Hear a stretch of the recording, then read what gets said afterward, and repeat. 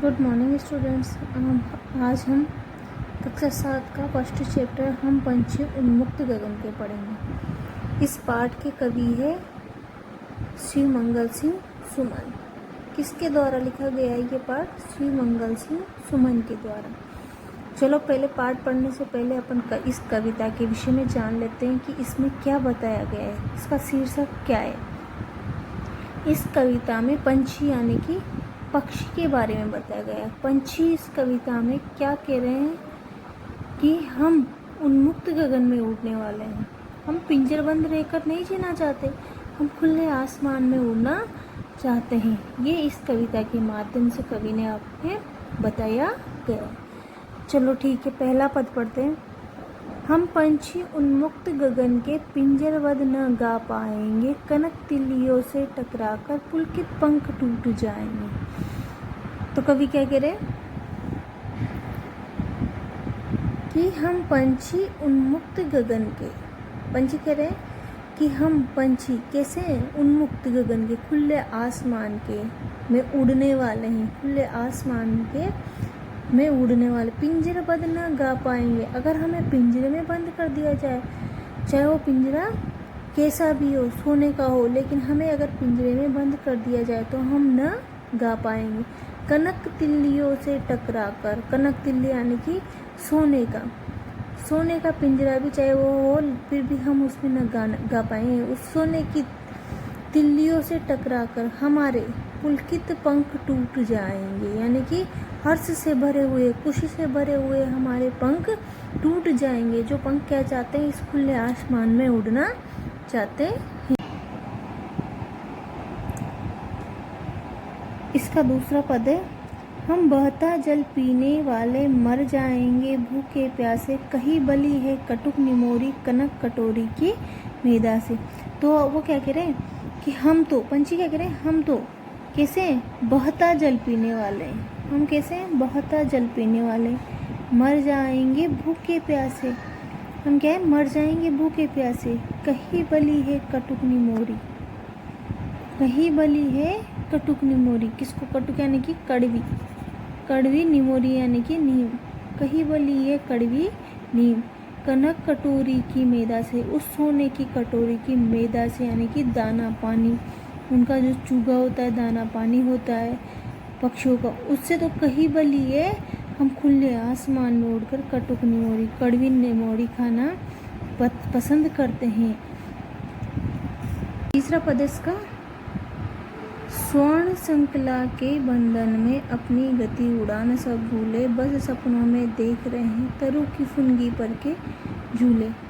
क्या कह रहे हैं पंछी कि स्वर्ण श्रृंखला यानी कि सोने की श्रृंखला, सोने की श्रृंखला के बंधन में अपनी गति उड़ान सब भूले। हम तो अपनी गति और उड़ान सब भूल गए हैं, सब भूल चुके सोने की श्रृंखला में बंद होकर, सोने के पिंजरे में बंद होकर। सपनों, बस सपनों में देख रहे हैं। और अब तो हम किसमें? सपनों में, केवल सपनों में देख रहे हैं तरु की फुनगी पर के झूले।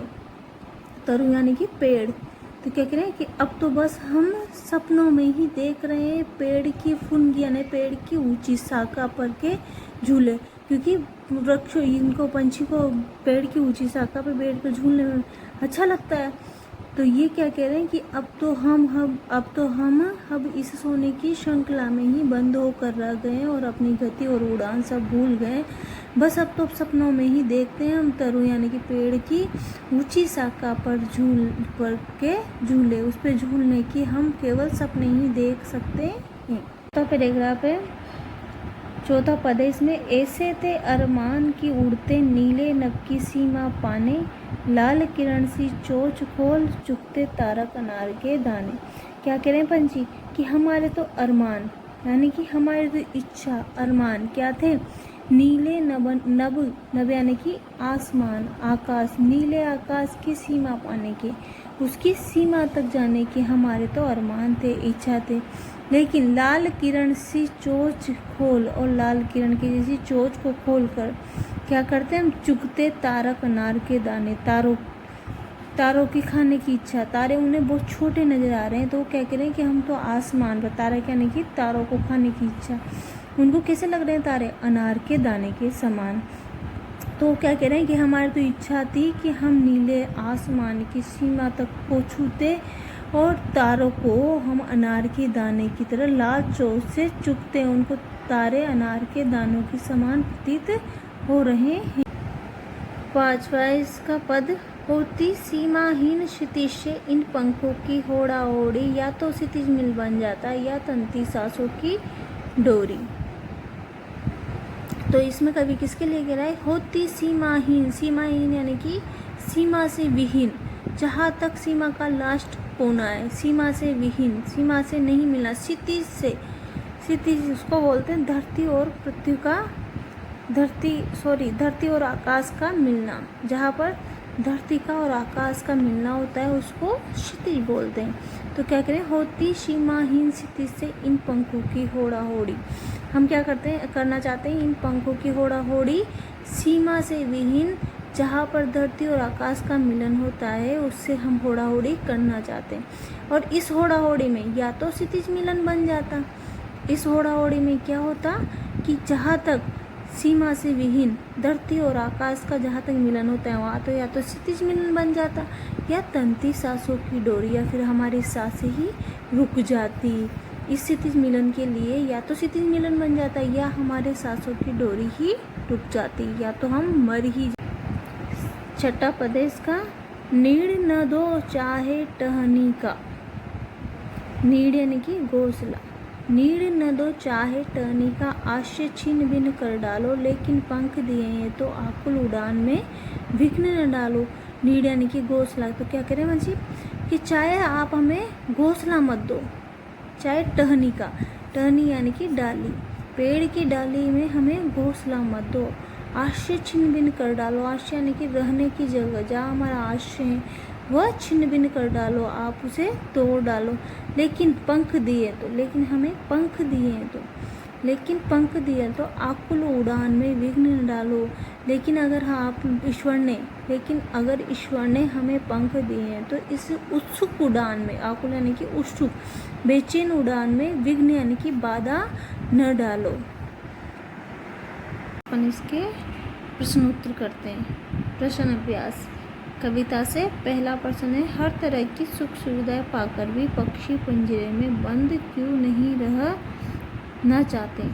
ऐसा क्या कारण है कि सब तरह की सुख सुविधा पाकर भी पक्षी पिंजरे में बंद क्यों नहीं रहना चाहते? इसका उत्तर है पक्षी पिंजरे में बंद इसलिए नहीं रहना चाहते क्योंकि उन्हें खुले आकाश में उड़ना पसंद है। उनको उनकी स्वतंत्रता बहुत प्रिय है।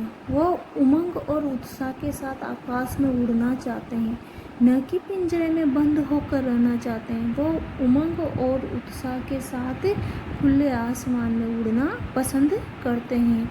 उनको उनकी स्वतंत्रता बहुत पसंद है, इसलिए वो पिंजरे में बंद होना नहीं चाहते।